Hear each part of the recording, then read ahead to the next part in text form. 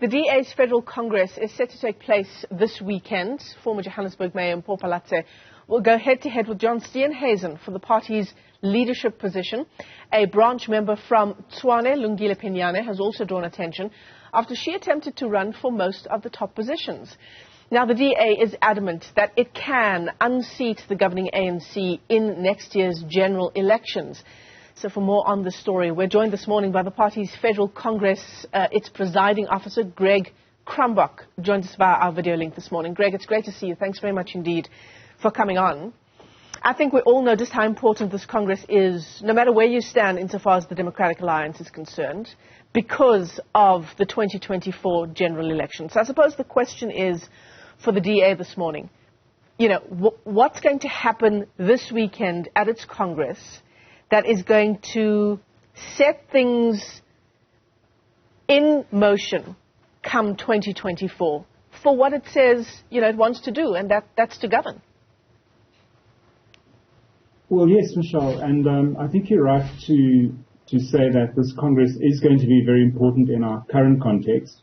What is fascinating about South African politics at the moment is that the Report newspaper, Social Research Foundation, even the ANC's polling as well as our own constantly show the DA between 9 and 11% behind the ANC, and many polls now put the ANC under 40%. So the likelihood of a new government next year now is very, very strong. And so what this Congress is for us is an opportunity to show South Africa that we are capable of governing. It's an opportunity to elect leadership that can take our country forward. And most of all, the tone that we set is going to inspire, we hope, South Africans to believe there is hope and that a new dawn, in fact, a real new dawn can emerge next year. So I think it's going to set the scene for all of that. And we hope on Sunday night to emerge as the party of choice for people watching and saying, well, if that's what the DA is doing, I want to vote for the DA next year. So what do you think needs to be different? What needs to change in the Democratic Alliance? What needs to be shaken up at the Congress this weekend so that the DA, as one journalist is writing, so that the DA can figure out what it's selling to South Africans come 2024? Well, I'm not sure too much has to change. We've had a policy conference just recently.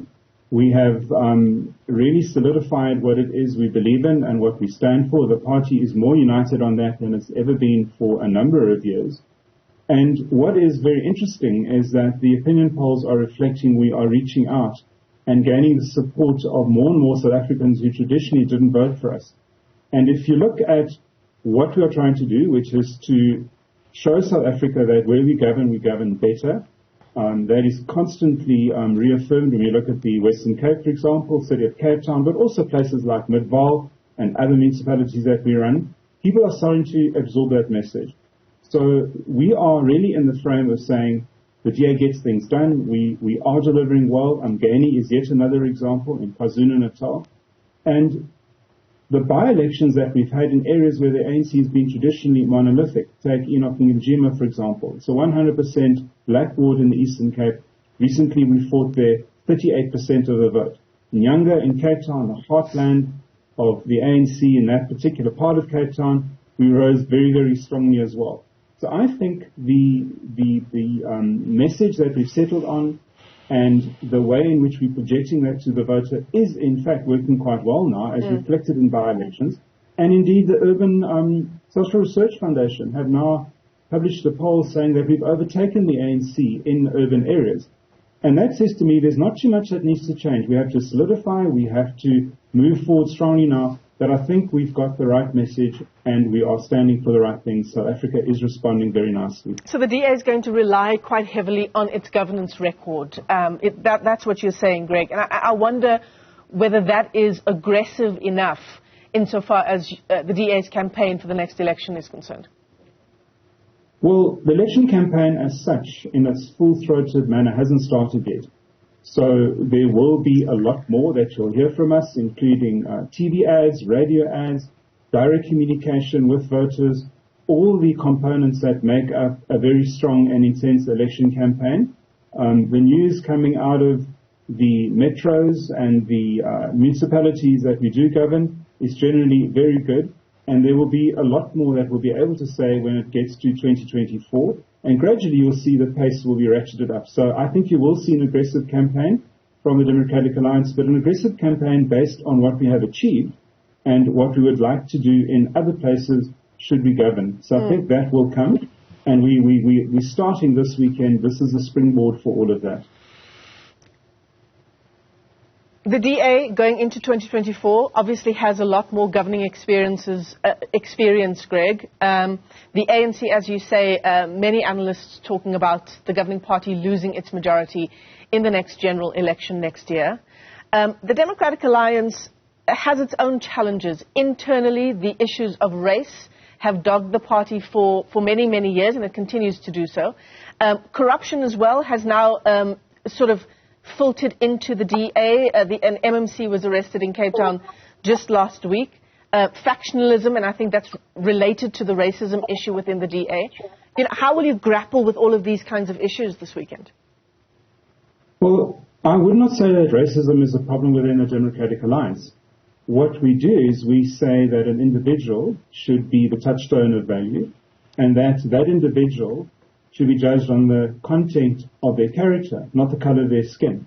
And so we can have a situation in the Democratic Alliance where we actually reward merit, and we can have a situation where, for example, in my own province, we have a municipality called Mgani where 71% of the voters are isiZulu speaking, and we have a young white man, Chris Papas, who is the mayor. Just 20 kilometers south of that, we've had a ward in Pietermaritzburg, now known as Mzimduzi, which is 90% white, and we elected a young black man, Reggie Kanyele, with a 97% majority in a by-election just a couple of weeks ago. So we never look at people's skin color. We actually look at their character and their capacity and what they can offer. And I don't believe racism is a problem in the DA. Those by-election results show that, and the fact that we can win a majority black municipality like Mgani also demonstrate that. Our party and our voters and our supporters actually embrace diversity and merit. And so that is not a problem in the DA. If there is any instances of officials that transgress the mark, we deal with it immediately. That's the difference between us and the ANC. We don't promote people sideways. We immediately suspend. We immediately get on with getting to the bottom of the problem. And that is the difference between us and other parties in this country. So I think we're on top of those problems. And if we weren't, we would not be surging right now and touching the lower 30% mark in polls. As I said, 8, 9, 10% behind the ANC is very, very close now. And that's because voters actually see us cracking down on corruption where it exists and delivering well where we actually govern. The issue of coalition politics has been so high up on all of our agendas, especially given what's unfolded in Tshwane over the past couple of weeks. Come the election next year, depending on how the DA does fare, how the governing party does fare, and I suppose how the EFF fares as well. What will be the DA's approach to coalition politics? Well, I think we've said two things. We've said we're not prepared to go into coalition with any party that doesn't share our values. But we've also said the best way to get stable government, the best way to get a government that can last its 5-year term is to give the DA an outright majority. That's why Cape Town works so well. That's why Midvaal works so well. That's why Mgani is working so well. We have an outright majority.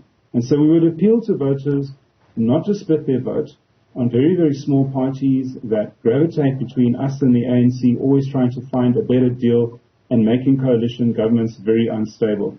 And that, I think, is the best way to take our country forward. Give the DA a majority you can work with. Then we can do in the whole country what we have already achieved in the Western Cape.